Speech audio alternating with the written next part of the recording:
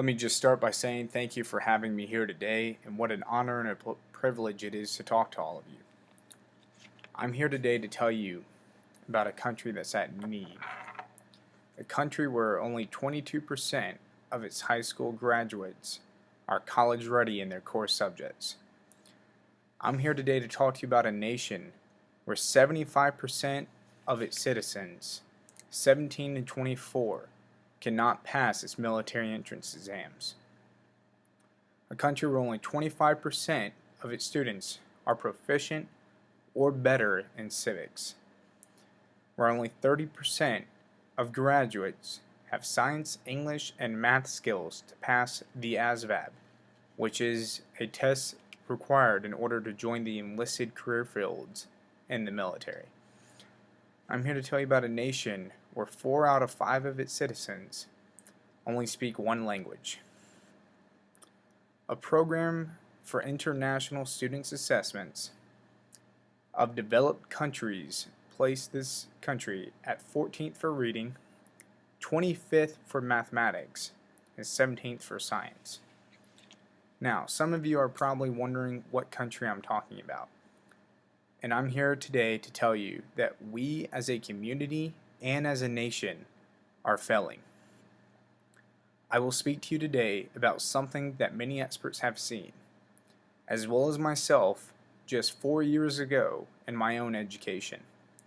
According to a task force featured in Forbes article I found, assembled of 31 education experts, national security authorities, corporate leaders, and led by former head of New York City Public Schools, Joe Klein, and former Secretary of State, Condoleezza Rice, our education standards are not keeping pace, and we as a nation need to fix the problem immediately.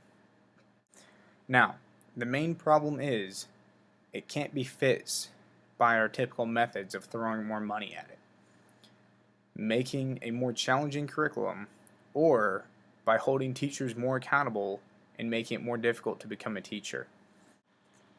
Those members on the opposing side will state that everything is fine, or that we need harder curriculums, or we need to make it more difficult for individuals to become a teacher.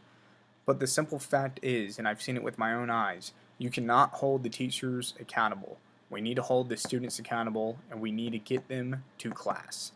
Now, according to an article by CNN, fewer than 80% of students graduate high school in 4 years.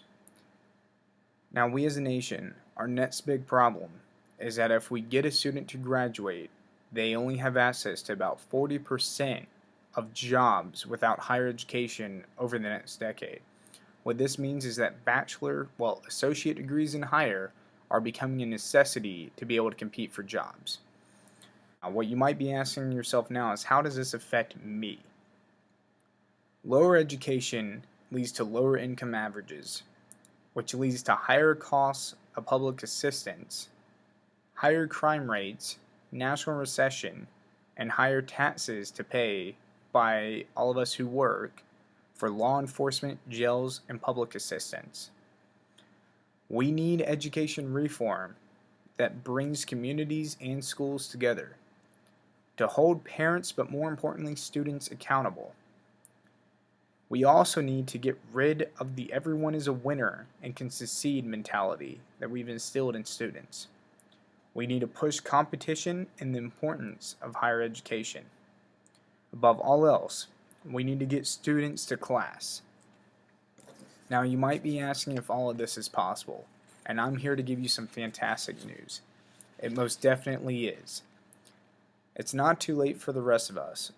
For example, let's take Shelbyville Senior High School in Shelbyville, Indiana. In 2006, 33% of its students didn't graduate, and after 6 years, I'm pleased to inform you that they've reduced it to only 10% of its students are not graduating. They've done this by the community and the schools working together, and also by creating an alternative learning environment that monitors and mentors students that are high risk, so that way they can catch it early and allow them to succeed. We need education reform, and there's only one way to do it, through all of us. So, on that note, I wish you a good evening, and I hope you can vote for education reform.